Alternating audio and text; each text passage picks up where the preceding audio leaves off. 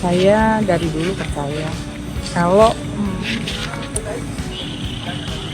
usaha itu nggak akan mengkhianati hasil. Apakah bisa kita yang alumni ini juga mengikuti seleksi beasiswa seperti yang Ibu ikuti?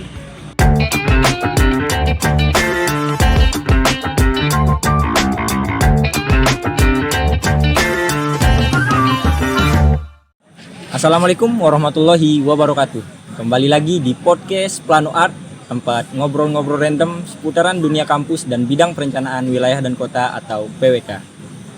Sebelumnya kami tim podcast mengucapkan permohonan maaf atas lamanya tayang episode podcast ini dikarenakan saya pribadi dalam masa persiapan ujian atau sidang skripsi.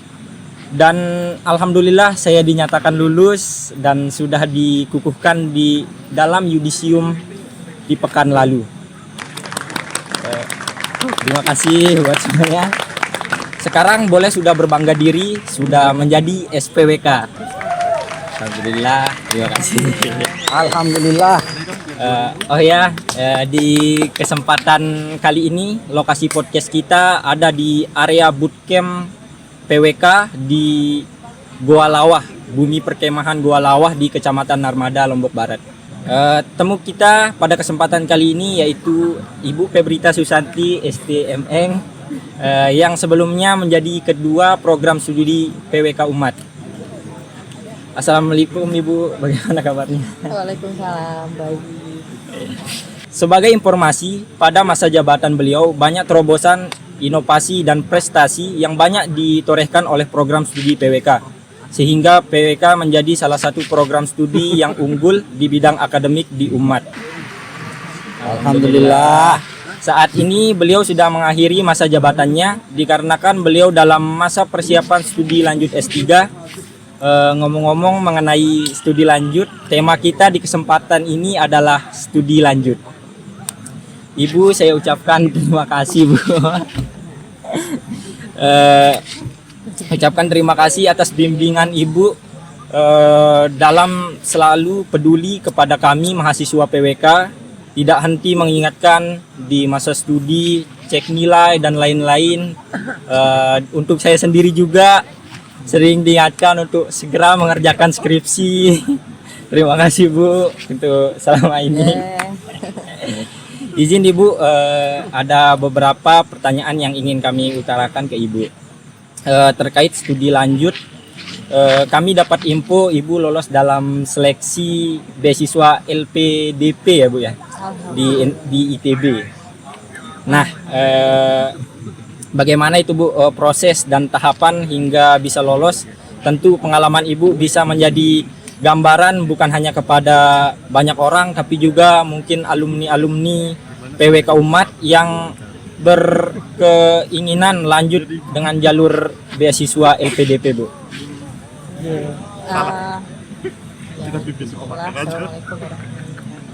Waalaikumsalam warahmatullahi wabarakatuh. Lanjut Bu. Sebelumnya mungkin saya luruskan dulu.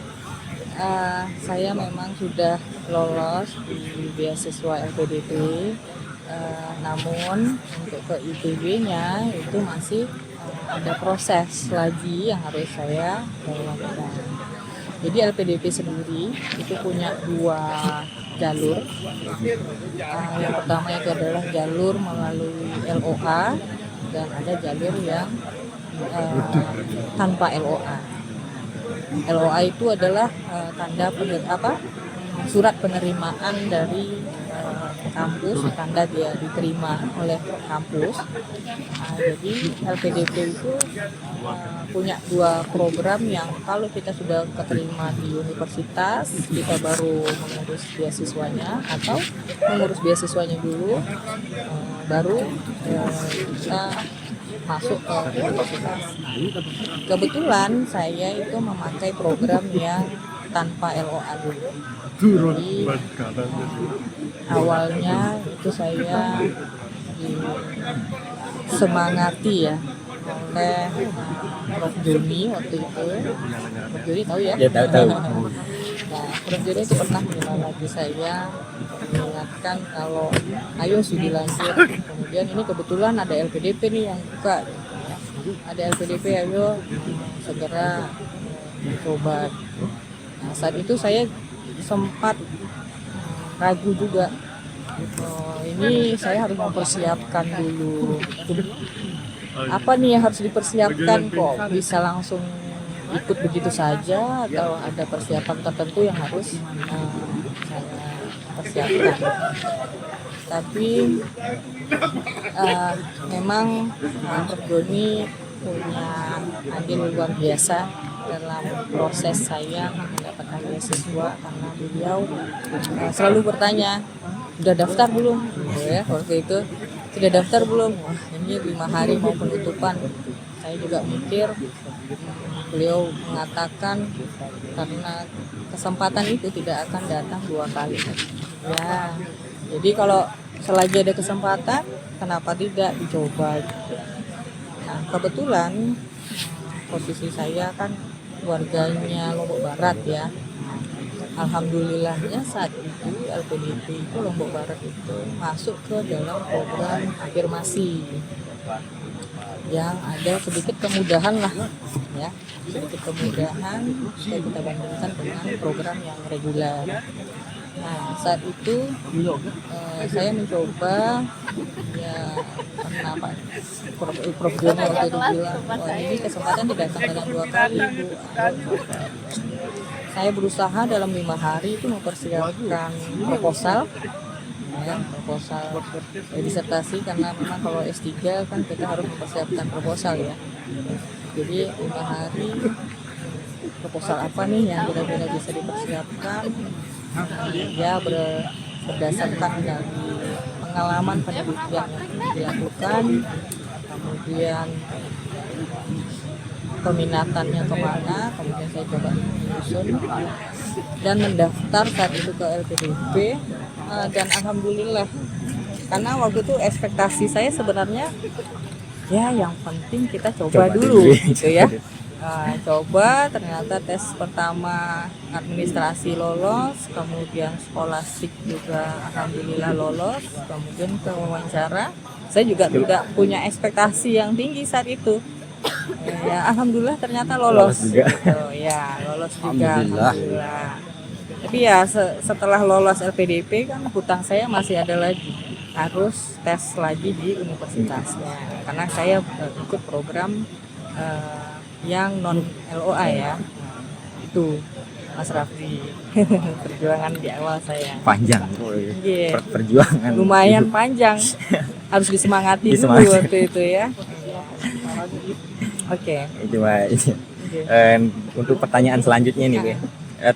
Tantangan dalam mengikuti seleksi itu bagaimana Ibu? Apakah lancar-lancar saja? Apakah penuh pengorbanan dan perjuangan?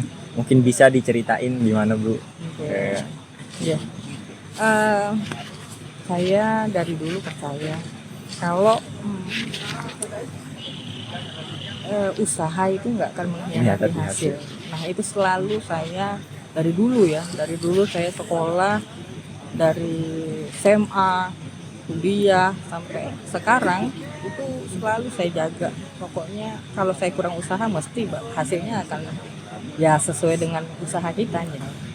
Jadi saat itu memang walaupun ikut LPDP itu sebenarnya diinisiasi oleh Prof. Joni, tapi tetap aja ya namanya kita ikut tes, masa sih pasrah juga gitu ya, kan nggak mungkin juga ya. Jadi begitu lulus administrasi, di situ tantangannya adalah ikut skolastik. Ikut skolastik di situ ya saya juga nggak mau sudahlah pasrah ikut begitu saja ya, nggak juga. Ya tetap buka buku juga, belajar juga TPA gitu ya. Apa sih yang jadi kekurangan, karena kita biasanya tahu ya kekurangan diri kita tuh di mana sih gitu. Misalnya kayak ada yang aritmatik, deret gitu kan gitu, analogi gitu. Nah itu biasanya kita tahu lah persis di mana kekurangan kita. Misalnya kayak saya di aritmatik agak kurang. Nah jadi saya push di situ, saya terus ulang-ulang TPA saat itu. Ulang-ulang TPA bagian aritmatik ini harus saya kuasai, karena kalau di TPA itu deret itu saya suka. Deret sama analogi itu termasuk yang soal yang saya suka saat itu. Jadi aritmatik menjadi kekurangan saya saat itu. Jadi aritmatik yang saya pelajari terus. Dan alhamdulillah pas begitu ngerjakan soal, ya saya kerjakan dulu hal yang bisa kan. Yang ibu sukai. Ya, yang disukai dulu, dikejar dulu itu karena takutnya nanti kalau kita ngerjain soal berurutan dari atas ke bawah itu nanti kehabisan waktu, nggak keburu. Nggak keburu, kemudian sayang sama soal yang kita sebenarnya bisa kan gitu. Jadi kita kejar dulu soal-soal yang kita bisa. Itu kemarin trik saya untuk di skolastik ya. Kemudian kalau untuk wawancara, alhamdulillah saya nggak tahu juga saat itu, alhamdulillah karena beruntung juga mungkin ya lolos skolastik, akhirnya ke wawancara. Di wawancara ya yang saya pelajari adalah menguasai proposal ya, menguasai proposal karena kita mungkin dipermudah karena kita dosen mungkin agak kesusahan, mungkin kalau yang postgraduate mungkin agak gimana gitu. Mungkin di kelebihannya itu ya, kelebihannya kita dosen, kemudian ada sedikit banyak lah tahu triknya akan dipertanyakan tuh apa sih gitu ya. Ini kayaknya nanti proposal, kalau di sekitar proposal apa yang menarik, urgensinya apa, gunanya apa gitu kan. Itu yang saya harus punya proposal yang menarik di situ gitu. Punya urgensinya benar-benar yang menarik, yang harus urgent sekali harus saya tolong, apalagi saya di afirmasi ya, apalagi LPDP itu sangat mementingkan bagaimana proposal itu menolong daerahnya sendiri gitu. Jadi memang benar-benar kasus yang menolong masyarakat, yang kena langsung ke masyarakat. Bagaimana sih yang kena ke masyarakat yang bisa membantu setelah kita melakukan penelitian itu, masalah masyarakat jadi terbantu.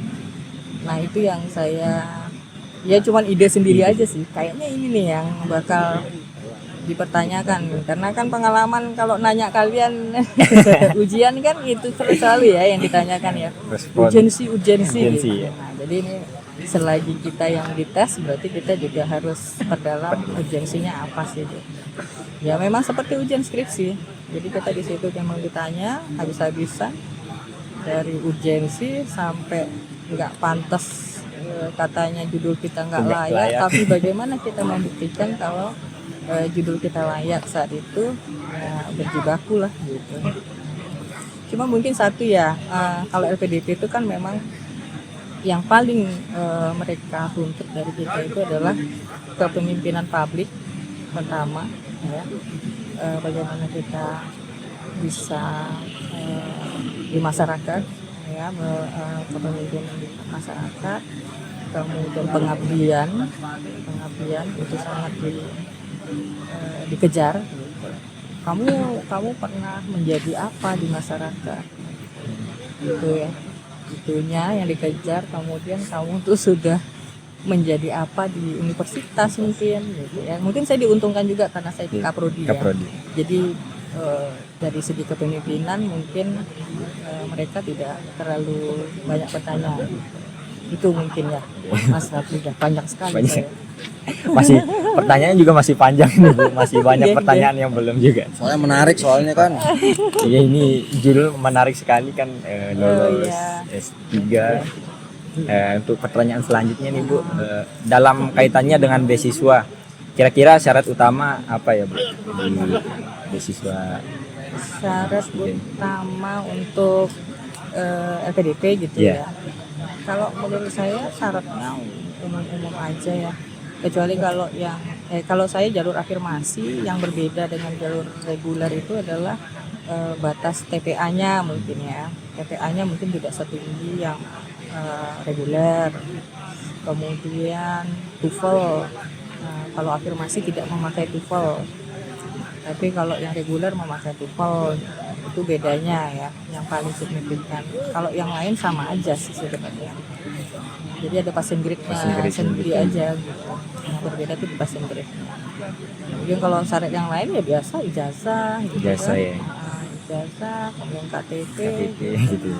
ya macam-macam. Untuk persyaratan dasar kayak Ya, gitu. persyaratan dasar. Kalau yang lain ya TPA sama TOEFL yang lain.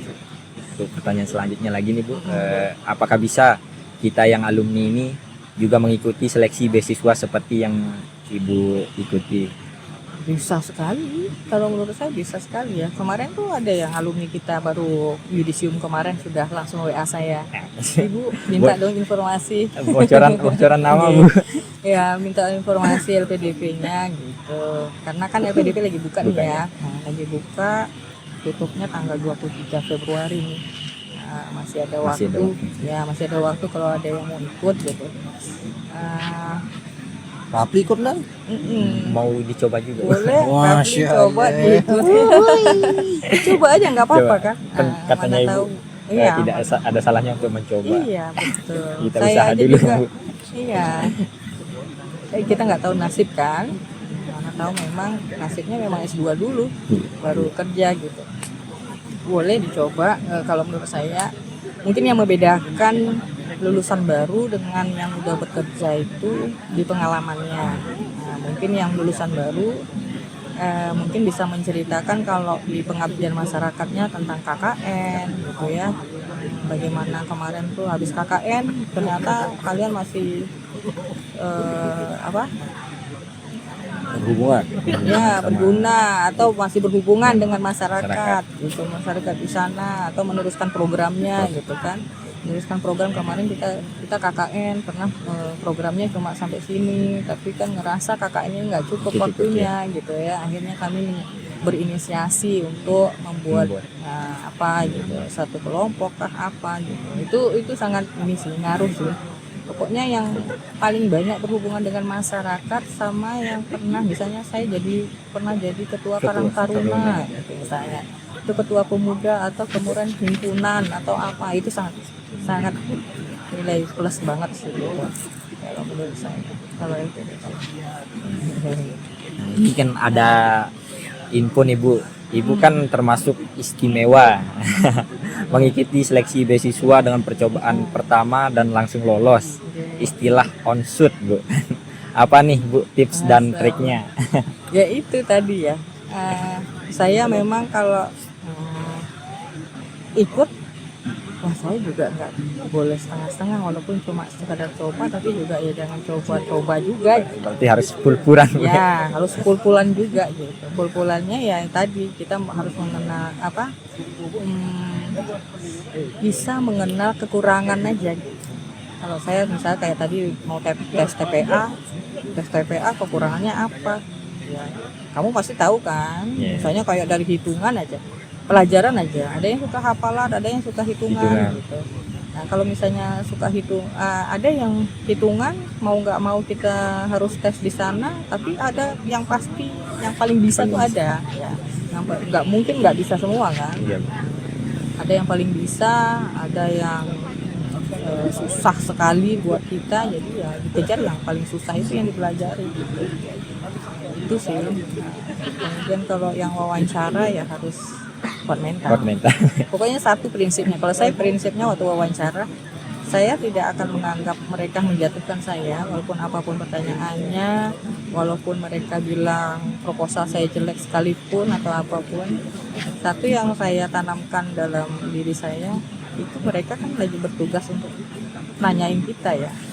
Jadi untuk menjatuhkan kita. Jadi memang ya itu tugasnya, bukan benar-benar kita yang jelek gitu. Jangan down duluan. Pas begitu dia bilang, "Wah, proposalmu jelek nih." Langsung down nggak gitu. layak, langsung down, langsung nggak semangat lagi jawab. Jangan. Justru kalau saya analogikannya seperti main game aja. Wah, kamu bilang begini, tantangannya begini, berarti saya harus pakai trik apa lagi nih gitu, trik apa lagi nih. Jadi harus lewat dari setiap pertanyaan-pertanyaan mereka gitu. Jadi jangan down, jangan langsung down. Itu sih triknya. Wah, ternyata seleksi ini membutuhkan persiapan yang cukup matang ya. Sama keinginan sih ya. Sama Kalau keinginannya kuat, insya Allah. Wah, ternyata seleksi ini membutuhkan persiapan yang cukup matang ya Bu. untuk kesiapan secara akademik, kesiapan secara psikologis, dan persiapan secara intelijensia. Apa ya? Saya terus terang tidak punya persiapan terlalu yang gimana-gimana ya, tapi memang ada faktor keberuntungan juga mungkin ya. Jadi nggak ada yang persiapan yang seperti apa. Tadi yang seperti saya sebutkan, 5 hari sebelum penutupan LPDP itu yang saya kejar untuk membuat proposal. Penting proposal itu berguna untuk masyarakat kan gitu. Namanya kuncinya berguna, ngena gitu. Begitu kita habis penelitian kita tuh dipakai gitu. Nah itu kuncinya ya. Itu saya berpikir sendiri aja gitu, kayaknya ini sih harus ngena gitu, seperti ya inilah skripsi mahasiswa harus berguna kan. Kalau enggak kalian berkali-kali ganti judul. Nah itu aja sih. Terus kalau persiapan fisik mental, saya waktu itu tidak terlalu tertekan karena harapan saya saat itu saya masih mau persiapan bahasa dulu sebenarnya ya, tapi kenapa nggak dicoba gitu kan, kata Prof. Joni, ya udah saya coba. Jadi di situ tesnya tidak terlalu membebani saya yang harus lulus, tidak ada tekanan itu, tidak ada tekanan harus lulus. Justru kalau nggak lulus ya udah saya coba lagi, tapi masih mungkin di posisi yang baru setahun lagi atau kapan gitu, karena saya memang tadinya pengen kursus dulu lah, apa dulu, persiapan dulu yang matang gitu, karena saya sempat kepikiran untuk mencoba bukan di LPDP gitu, di yang lain lagi ya, di yang lain. Cuma karena tadinya kesempatannya di LPDP ya sudah dicobanya tuh menjalankan tanpa tekanan sih saya. Jadi masih enjoy lah gitu. Tapi alhamdulillah lolos ya, alhamdulillah ya. Ya. Baik, dari obrolan kita, bincang-bincang kita bersama Ibu Febrita, banyak sekali yang kita dapatkan. Baik Bu, terima kasih atas berbagai pengalaman dan berbagai kisah untuk mengikuti seleksi beasiswa. Semoga studinya lancar terus. Amin. Kita berdoa bareng-bareng semuanya. Bismillah. Amin. Semoga nanti Mas Raffi juga amin, Bu. ikut PDP lolos juga gitu. Udah lulus Raffi? Alhamdulillah sudah lulus sudah. Kemarin sudah. Lu juga ya? Agak susah-susah lulusnya. Susah. Kemarin sudah di yudisium juga. Alhamdulillah. Itu diganti ntar lagi. Ayo coba, nggak apa-apa kok. Mungkin juga siapa tahu ini terakhir jadi host Bu di podcast Plano Art. Berarti saya penutupan. Penutupan. Kenapa kok terakhir diganti ya? Diganti Pak. Mungkin tahu siapa podcaster selanjutnya. Ya kita lihat. Semoga kayak Ibu Febrita bilang, yang penting punya dampak. Tayangannya. Alhamdulillah. Baik teman-teman sekalian, mungkin demikian podcast dan bincang-bincang kita pada kesempatan kali ini. Luar biasa sekali informasi yang kita peroleh di perbincangan singkat ini. Kita bertemu lagi pada podcast selanjutnya, mungkin dengan host yang berbeda atau tamunya saya juga. Mudah-mudahan. Sekian, wassalamualaikum warahmatullahi wabarakatuh. Waalaikumsalam.